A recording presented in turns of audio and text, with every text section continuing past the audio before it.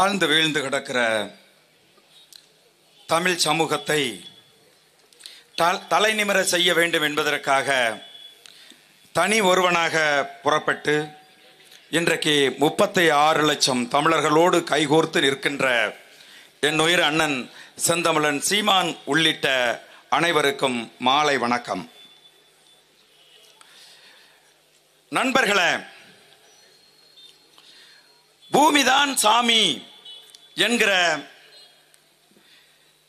கருத்தை முன்வைத்து சாமியா, நாம் வாழுகிற பூமியா, வணங்குகிற சாமியா என்று நாம் தமிழர் கட்சி இன்றைக்கு ஒரு விவாதத்தை, ஒரு பேருரையை இன்றைக்கு தொடங்கி இருக்கிறது.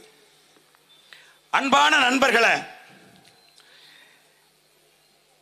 கடவுள் இல்லை என்று மறுத்தவர்கள், சாமி இல்லை என்று சொன்னவர்கள்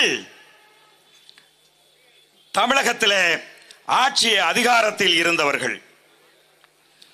எந்த அளவுக்கு முடியுமோ அந்த அளவுக்கு கடவுள் மறுப்பை முன்வைத்து ஆட்சி அதிகாரத்துக்கு வந்தவர்கள் இன்றைக்கு கடவுளை தூக்கி கொண்டு நிற்கிறார்கள். எங்கள் அண்ணன் செந்தமிழன் சீமான் இந்த நிலப்பரப்புக்கு வராமல் இருந்திருந்தால், இந்த நிலப்பரப்பில் ஒரு தமிழ் தேசிய அரசியலை நிறுவுவதற்கு அண்ணன் செந்தமிழன் சீமான் தோன்றாமல் இருந்திருந்தால் இன்னைக்கு இந்த பேச்சுக்கே இடம் இருந்திருக்காது. வாழுகிற சாமியா இல்ல வாழுகிற பூமியா, வணங்குகிற சாமியா என்கிற பேச்சுக்கு இடம் இருந்திருக்காது. சுதந்திரமாக இந்த நிலப்பரப்பு சூறையாடப்பட்டிருக்கும். நீங்க யோசிச்சு பாருங்க, நாம் தமிழர் கட்சி வருவதற்கு முன்பு இந்த தஞ்சை நிலப்பரப்பை, இந்த தஞ்சை தரணியை, டெல்டா மாவட்டங்களை பாலைவனமாக மாற்ற வேண்டும் என்பதற்காக இங்க ஹைட்ரோ கார்பன் எடுப்பதற்கு, மீத்தேன் எடுப்பதற்கு எத்தனை சர்வதேச கம்பெனிகளுக்கு இவர்கள் கையெழுத்து போட்டு கொடுத்திருந்தார்கள். தமிழகத்தில் இருக்கக்கூடிய மலைகளை எல்லாம் வெட்டி வீழ்த்தி விட்டு, மலைகளை எல்லாம் வெட்டி அண்டை மாநிலத்திற்கு கற்களாக கடத்திவிட்டு, ஆற்றிலே கிடக்கிற மணல்களை எல்லாம் அள்ளிவிட்டு, காடுகளை எல்லாம் அழித்து காட்டிலே வாழுகிற பழங்குடியின மக்களை காட்டிலிருந்து விரட்டிவிட்டு, காட்டுக்கு சென்று மேய்கிற மாடுகளை காடுகளுக்கு வரக்கூடாது என்று தடுத்து விட்டு, பழனி மலையில போய் என்ன செய்யறான்? முத்தமிழ் முருகனுக்கு மாநாடு போடுறேன்னு மாநாடு போடுறான். மாநாடு எதுக்கு போடுற? அண்ணன் செந்தமிழன் சீமான் வேலை தூக்கின போது எத்தனை கேலி, எத்தனை கிண்டல், எவ்வளவு நக்கல் பண்ண. இன்னைக்கு எதுக்கு மாநாடு போடுற? அந்த மாநாட்டை போட்டு, மாநாட்டுக்கு பேர் முத்தமிழ் முருகன், முத்தமிழ் முருகனுக்கு மாநாடு போட்டு, தமிழ் மொழியில் தான் முருகனுக்கு அர்ச்சனை செய்ய வேண்டும் என்கிற கோரிக்கையை நீ நிறைவேற்றினியா? குறைஞ்சபட்சம் கோரிக்கையாவது வச்சியா? நான் கேட்கிறேன். முத்தமிழ் முருகனுக்கு மாநாடு போட்டு அனைத்து சமூகத்தினரும் அர்ச்சனை செய்யலாம் என்கிற ஒரு கோரிக்கையை நீ முன்வைத்து நிறைவேற்றினியா? இல்ல. முருகனை பத்தி உனக்கு என்ன தெரியும்? முருகனை பத்தி என்ன தெரியும்? எதுக்கு இந்த பூமியை அழித்து ஒழித்து விட்டு, மனிதர் வாழ்வதற்கு தகுதியற்ற பூமியாக இந்த நிலப்பரப்பை மாற்றிவிட்டு சாமி எதுக்கு போய் கும்பிடுற? உனக்கு என்ன தெரியும் முருகனை பத்தி? நான் கேட்கிறேன். எங்கள் அண்ணன் செந்தமிழன் சீமான் முருகனை கடவுள், நமது கடவுள் அல்ல, அவன் நமது முப்பாட்டன், நமது நடுகள் வழக்கம் என்று கொண்டு வந்து நிறுத்தாவிட்டால் முருகனை பத்தி நீ அக்கறைப்படுவியா?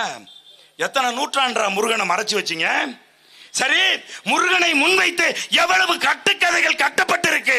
ஆரியம் முருகனை அபகரித்து எவ்வளவு கட்டுக்கதைகளை கட்டி விட்டிருக்கா? அந்த கட்டுக்கதைகளில் இருந்து முருகனை காப்பாற்றுவதற்கு ஏதேனும் ஒரு கோரிக்கையை முன் வச்சியா? நான் கேட்கிறேன். முருகனை பத்தி உனக்கு என்ன தெரியும்?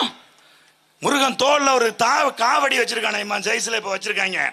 அது என்னன்னு தெரியுமா? காவு தடி. அது காவு அடி இல்ல, அது காவடி கிடையாது, காவு தடி. காவு தடி என்பது கருங்காலி மரத்தில் செய்யப்பட்ட 12 அடி நீளத்தில் இருக்கக்கூடிய ஒரு மரம், ஒரு தடி. அந்த தடி, காவு தடியை எம் முப்பாட்டன் முருகன் தோளிலே வைத்துக் கொண்டு மலை மேல நிப்பான். எப்படி? ஒரு பெரும் படையாக காவு தடியை 12 அடி நீள கருங்காலி மரத்தை தோல்ல வச்சுக்கிட்டு நிப்பான். கீழே பாப்பான். பகைவன் வருகிற போது மலையில் இருந்து அடவு கட்டி இறங்கி வருவான். எவன் எங்க சுத்தி வர்றான், எவன் மண்டையில அடிக்கிறான்னு தெரியாது. அந்த 12 அடி காவு தடி அடிச்சு எதிரிகளை சிதறடிக்கும். அப்படியான ஒரு மாபெரும் போர் வீரன் எங்களுடைய முருகன், முப்பாட்டம் முருகன். தெரியுமாடா உனக்கு? தெரியுமா? பூமியை சாகடிச்சிட்டு இந்த மண்ணின் வளங்களை எல்லாம் கொண்டு குவித்து விட்டு போய் நாடகம் ஆடுறீங்களா? நீங்க முருகன் நாடகம் ஆடுறீங்களா? நான் சொல்றேன், எங்க அண்ணனுக்கு நான் சொல்றேன்.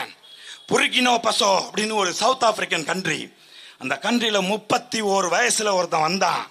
தாமஸ் சங்காரா அப்படின்னு ஒருத்தன் வந்தான். பிரான்ஸோட ஆதிக்கத்துல இருந்துச்சு. ரொம்ப நாளைக்கு முன்னாடியே இல்ல, நம்ம காலத்துல வந்தான் தாமஸ் சங்காரா. 31 வயசுல நாட்டின் அதிபராக வந்த ஒரு military captain Thomas Sankara France ஆதிக்கத்தில் இருந்து அந்த நாட்டை மீட்டு ஒரு மெரும் புரட்சியை செஞ்சான். வறுமையில் வாடிய அந்த நாட்டை, கல்வி அறிவு கடந்து கட்ட அந்த நாட்டை எப்படி மீட்டான் தெரியுமா? 4 ஆண்டுகள் ஆட்சி செஞ்சான். 4 ஆண்டுகள்ல அவனை கொன்னுட்டாங்க. 4 ஆண்டுகள்ல அவன் 10 மில்லியன் மரங்களை நட்டான். சீமான் மரங்களை நடணும்னு சொல்லும் போது என்னமோ சும்மா ஏதோ சொல்றான்னு நீங்க நினைக்கிறீங்க. மரங்கள் தான் இந்த பூமியின் தாய்கள். மழை இல்லைன்னு சொன்னா வள்ளுவன் சொல்றான், சாமிக்கு ஏதுரா பூஜை, சாமி ஏதுரா. மழை இல்லைன்னா சாமி கிடையாதுங்கிறான் வள்ளுவன். போய் படிப்பார். வான் சிறப்புல ஒரு குறள் இருக்கு. வான் சிறப்பில் ஒரு குறள் இருக்கிறது. மழை பெய்யவில்லை என்றால் கடவுள் இல்லை, கடவுளை பூசிப்பதற்கு மனிதர்கள் இல்லை.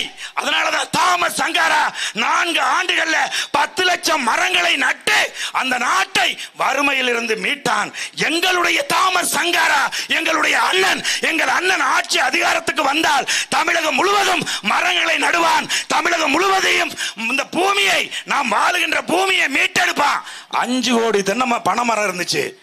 இன்னைக்கு 1 கோடி மரம் கூட இல்லைங்கிறாங்க. 5 கோடி மரம் இருந்துச்சியா தமிழ்நாட்டில். ஆகவே வான் மழை இல்லை என்றால் கடவுள் இல்லை, வான் மழை இல்லை என்றால் மனிதர்கள் இல்லை. வான் மழை பெய்ய வேண்டும் என்றால் நாம் பூமியை காக்க வேண்டும்.